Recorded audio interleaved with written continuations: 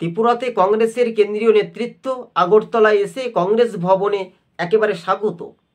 এবার রাজ্যের বিপ্লব দেব বা বিজেপির মণ্ডল নেতাদের একটা ভাঙনের আশঙ্কা দেখা যেতে পারে, এমনটাই দিনের টিভি সূত্র মারফত খবর। সম্ভবত জানানো যাচ্ছে যে প্রায় 1300 ভোটার ফের কংগ্রেসে সামিল হতে পারেন, অর্থাৎ মোথা বা বিজেপি দল ছাড়ে কংগ্রেসে ফিরে। এটা একটা রাজনৈতিক সমীকরণ, তাই দিনের টিভি আপনাদের সঙ্গে আমরা পর্যালোচনা করে আলোচনা করছি। ত্রিপুরা প্রদেশ কংগ্রেস সভাপতি আশিস কুমার সাহা, বিরজিৎ সিনহা, গোপাল চন্দ্র রায় এবং সুদীপ রায় বর্মনদের আবারও কিন্তু দাপট। এবং পীযূষ কান্তি বিশ্বাস কংগ্রেসের হেভিওয়েট নেতা, তিনি প্রাক্তন প্রদেশ সভাপতি ছিলেন, বর্তমানে তিনি আইনজীবী।